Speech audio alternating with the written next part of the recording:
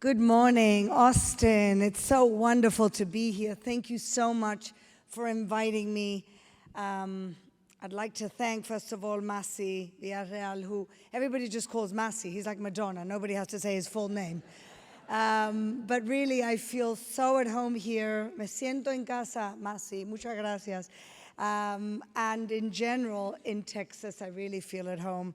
To Glenn Hammer, who I've known for a number of years now. I don't know how many times he's been to Israel, but he always seems to be around in the most important conferences, the most important events that we have in our country.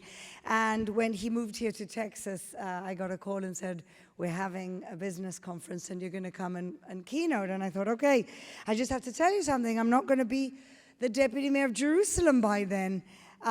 Because I'm going to move on to another job and I'm going to become the special envoy for innovation. Little did we know a war was going to break out, and for the first time in living history in Israel, they canceled the local election. So here I am with two jobs, coming here, representing my city in economic development and innovation, and also my country in economic development and innovation. But I come here to a business conference, first and foremost, to give Texas and the leadership of Texas our deep, deep gratitude for standing with Israel at a most horrible moments and our hour of need. So I want to thank you all.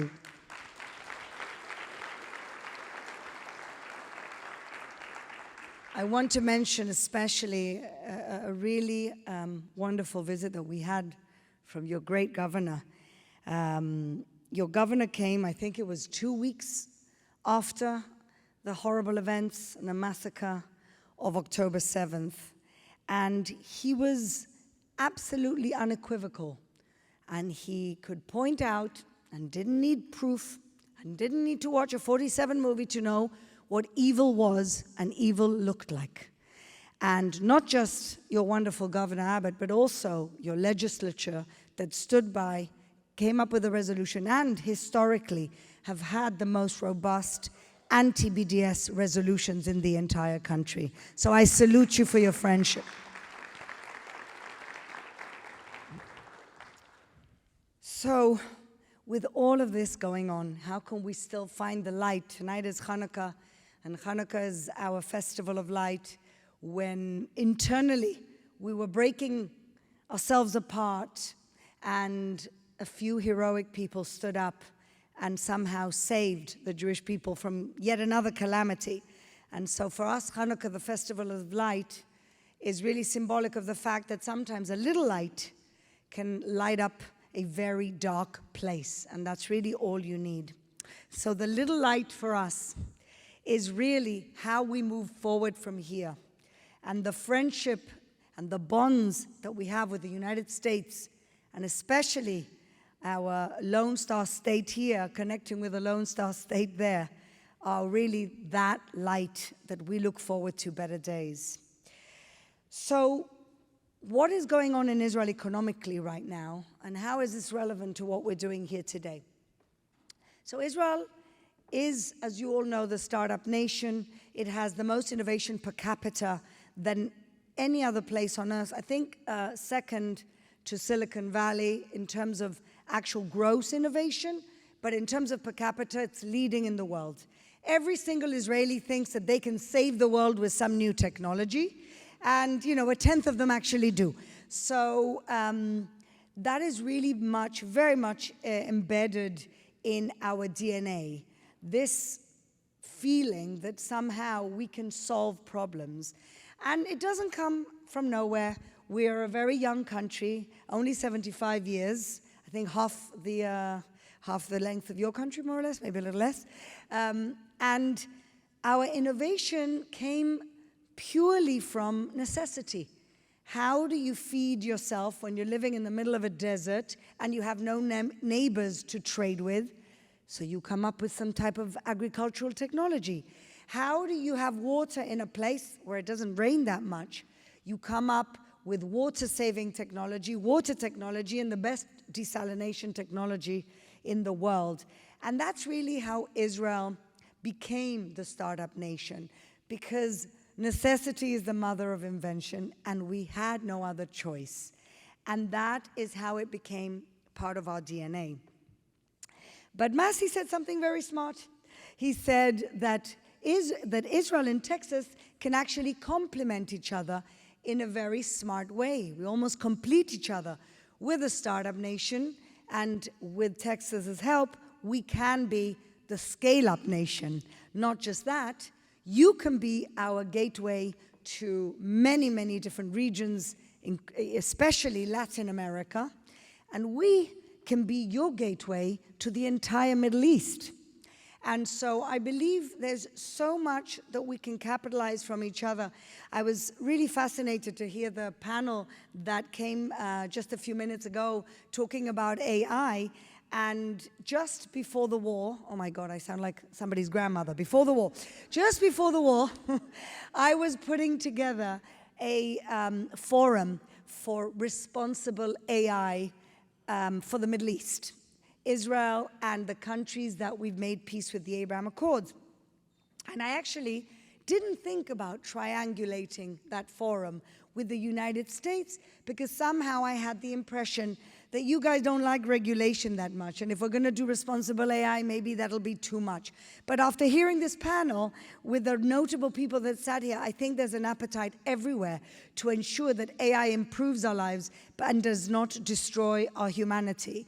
And so I'm really very excited by what I heard here today. And hopefully, after the war, look forward to advancing that as one example of what we could do together.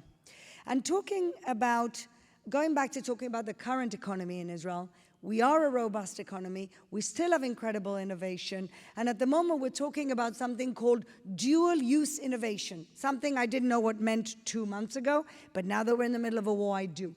And that is innovation that has civilian as well as military use, something you can pivot quite quickly and something that can serve us in both peace and, unfortunately, war.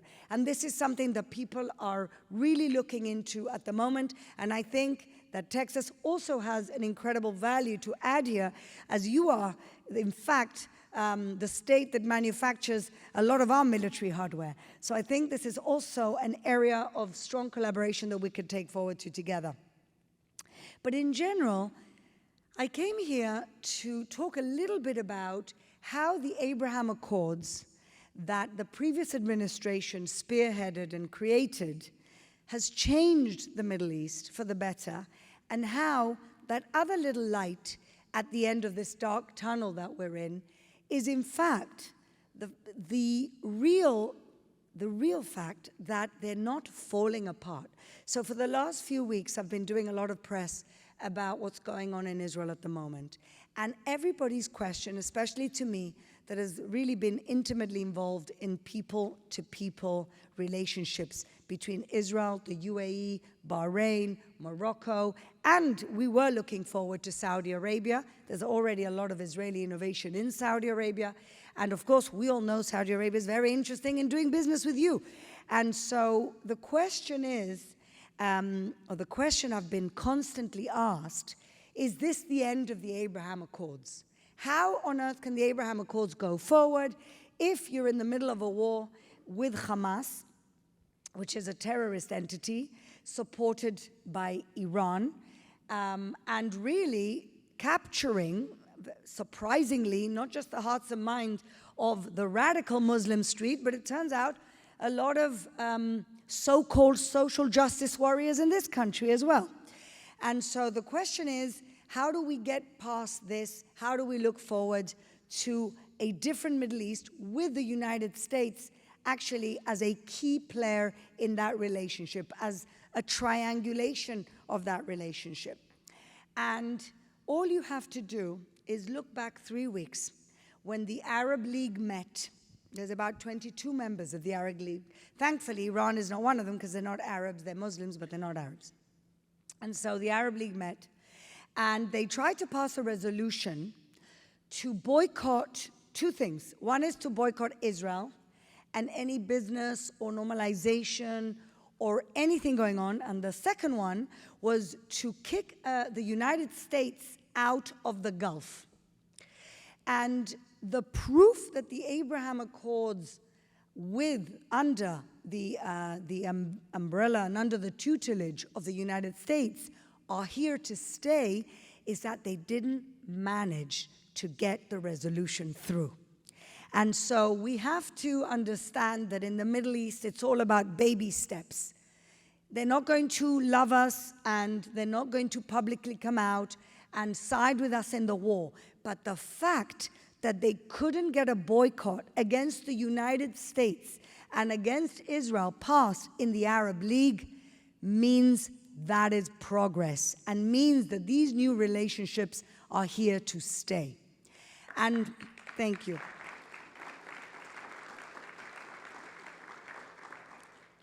And so what does all that have to do with Texas? So I'm getting there. The Middle East is now splitting into two. The countries that want peace and prosperity, and the countries that want radicalism and destruction. And the reason why the Abraham Accords are here to stay is because the countries that have already made peace with Israel are the countries who have chosen peace and prosperity. The countries who have chosen to do better by their people. And the other side of that scale is Iran and all of their proxies, one of them being Hamas on our border, Hezbollah on our northern border, Yemen, which is constantly, up until today, still threatening troops and assets of the United States in the Gulf. They're in Afghanistan, they're in Iraq, and of course they're in Qatar and Turkey, who are playing a double game. So that's how the Middle East is splitting at the moment. But I really am optimistic that more countries will join the side of peace and prosperity.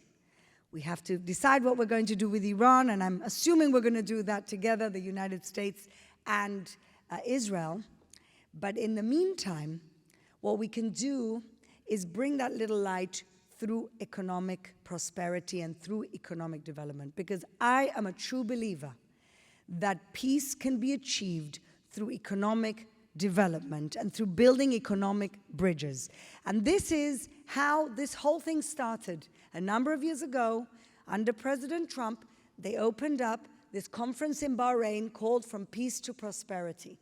And this is exactly the ethos that'll bring a new era for our region and for the United States' involvement in our region. And I truly believe that there is no better triangulation than that of the Middle East countries that have chosen peace and prosperity, Israel, and the United States, but specifically Texas as the leading light of the United States in this triangulation. Why Texas? Well, first of all, I believe that Texas and the Middle East have got a lot of things in common. Energy, alternative energy, of course, all the different things that we're going to be hearing about today, AI, cybersecurity, but great human resources and great natural resources. And Israel, of course, is the innovation partner in the middle.